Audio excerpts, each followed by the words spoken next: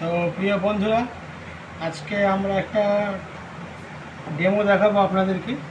আমরা যে সাবান ব্যবহার করি, বাজারে চলতি যে ডাব সাবান আমরা ব্যবহার করি, সেই ডাব সাবান আর আমাদের ভেস্টিজের নিম তুলসী সাবান।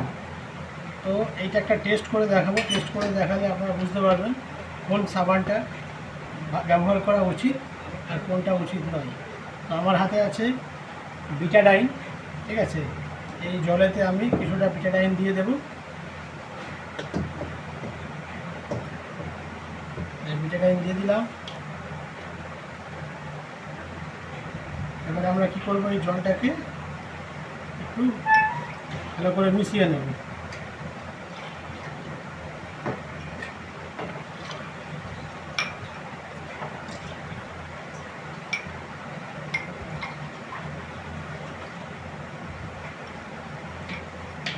জলটা ভালোভাবে মিশ্রণ হয়ে গেছে। এবারে আমি একটাতে ডাব সাবান অল্প করে দিয়ে দেব।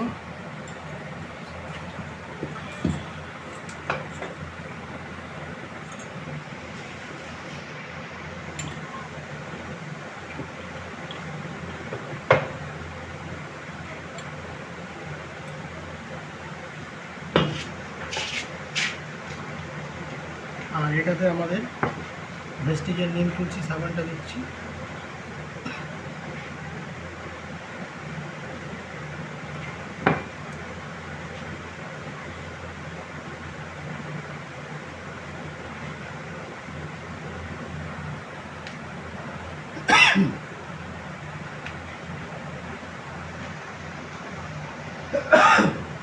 এবারে আমরা কি করব, এই দুটো জল, ঠিক আছে, এটাকে ভালোভাবে মিশিয়ে নেব।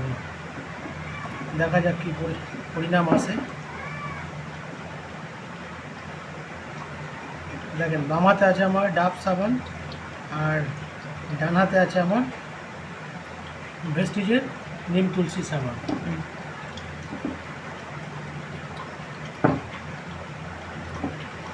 ধীরে ধীরে ভেস্টিজের যে সাবানটা আছে ডান হাতে, ওটা অলরেডি সাদা হয়ে যাচ্ছে।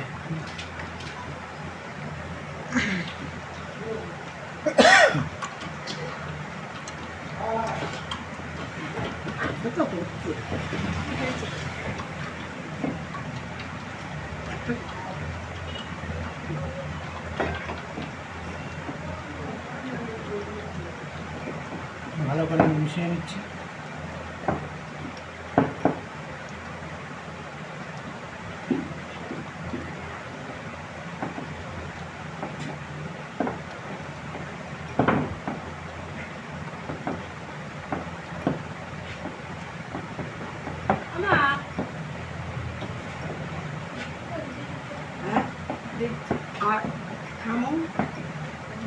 এই দেখা জিনিস দেখ বন্ধুরা, দেখতে পাচ্ছেন আপনারা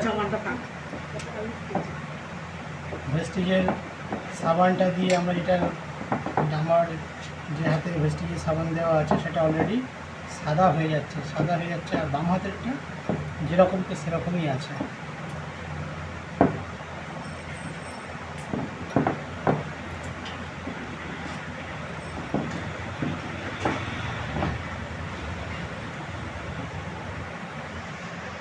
এটা হচ্ছে আমরা যে ডাব সাবান ইউজ করি, সেই ডাব সাবান